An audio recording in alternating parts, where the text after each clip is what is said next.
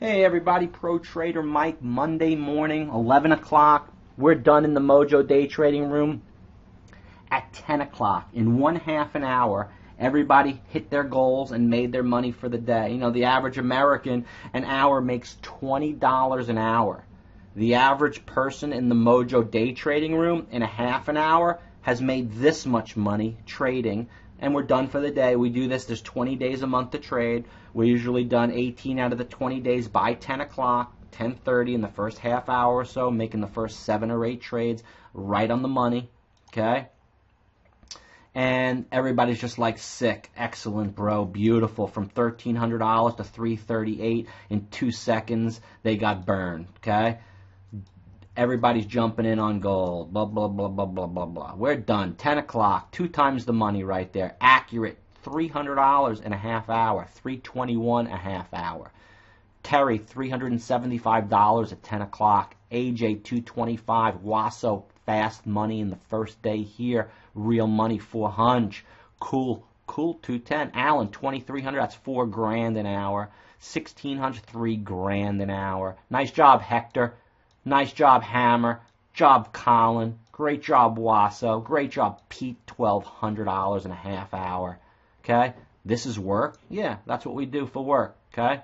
Busted his butt bartending for 8 hours a day. Was lucky if he made half of what he makes in 30 minutes with Mojo. Nice job, Morgan. $391. And Pez, $180. Alan spent $150,000 to make $400,000. Oh, those are the old days. It's excellent. Thank you. This guy's telling me he's sorry he made $540. Sweet. Okay, and then some people didn't make their daily goal, and like this guy right here, I'm asking him his goal's $400. Well, you'd need $4,000 in equity to make 10% a day to make $400. You need $25,000 in buying power. He has 1/3 of that. So there's no way what he's doing is he's over-promising and undelivering. As a day trader, you need to do the opposite. You need to under-promise and over-deliver. So in this scenario, his goal should have been $100. His ultimate goal, $400. Because $400 times 20 is 8 G's a month. On a 2 grand account, it's 400% a month. Guy's unrealistic. So if he under-promised and over-delivered, only said to myself, I'll make $100 a day, he's at $100 a day. He's like, cool, I hit my goal. When he does his $400, he's got an extra day or 2 in the bag. So realistically, you can make 5 to 10% a day on a $2,000 to $10,000 account with buying power, day trading in the Mojo room. Do that math, times it by 20 days a month, 12 months a year, and you've got a nice outcome goal, okay? You got to listen to the rules, and you got to know what your goals are. So let me show you what I do in the Mojo room to keep business going.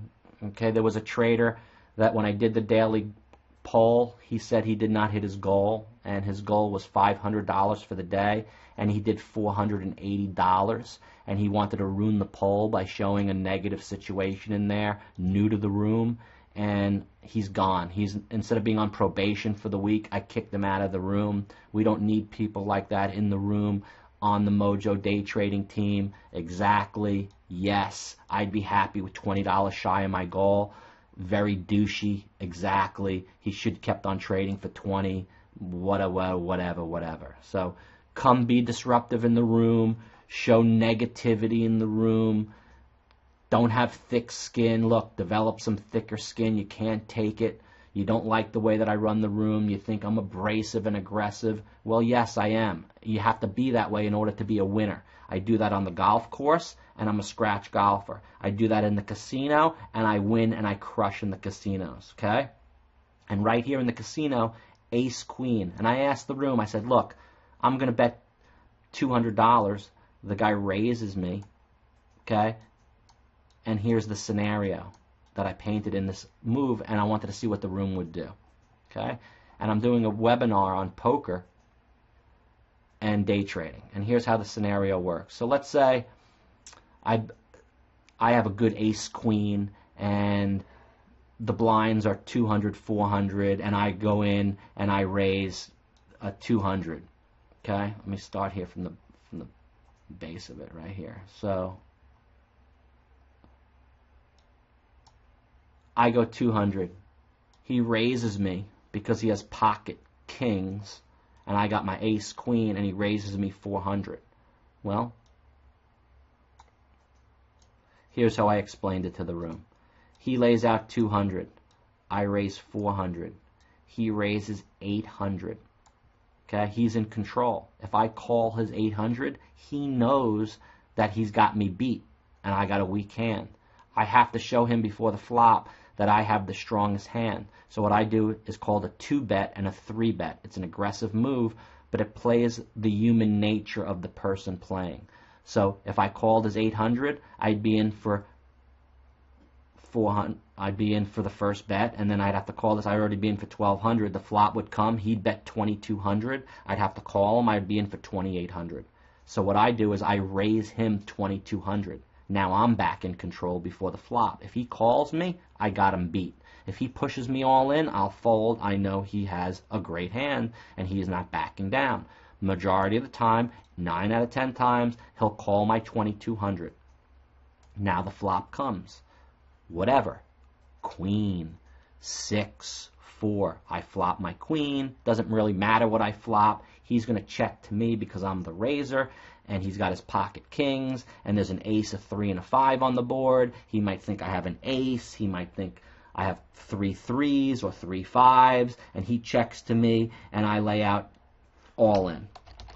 Or I go big bet, and that's it. He's going to fold because I'm in control. His tournament life is on the line. Does he want to risk all his chips on the kings with an ace on the board, knowing he could be beat, that there's a hand better than him? Or is he going to back out and be a good player, fold the kings because it's irrelevant, be risk adverse, and take it to the end of the tournament? The people that call, 95% and above of the people that play that hand are losers in the game. That's how I teach poker and trading, and the same philosophies apply to trading, that if you buy a stock, I did it right here. See, ace, queen, ace, king. There's hands that can beat it. Flop comes queen, 3, 5. I could have 3 3s or 3 5s or 3 queens. You're toast. It's not how you win poker tournaments.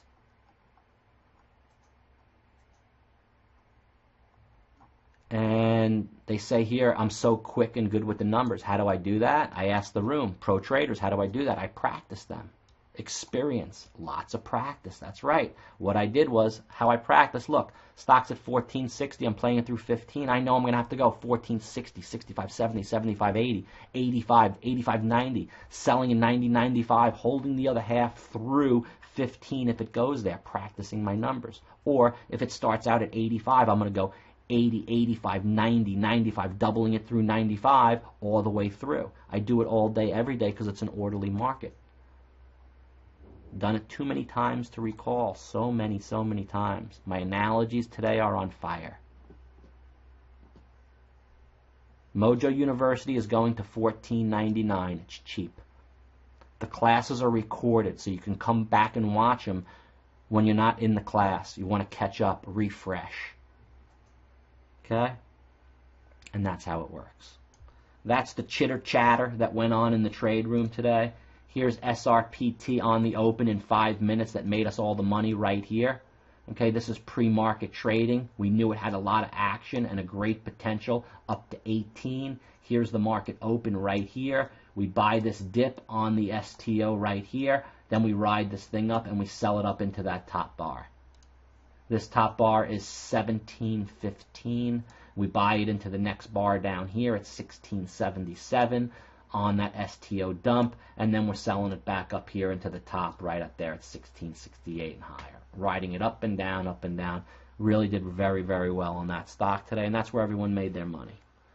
So I was tough in the room today, keeping it like a business because that's how we make money, and that's what it's all about. So if I whipped it good.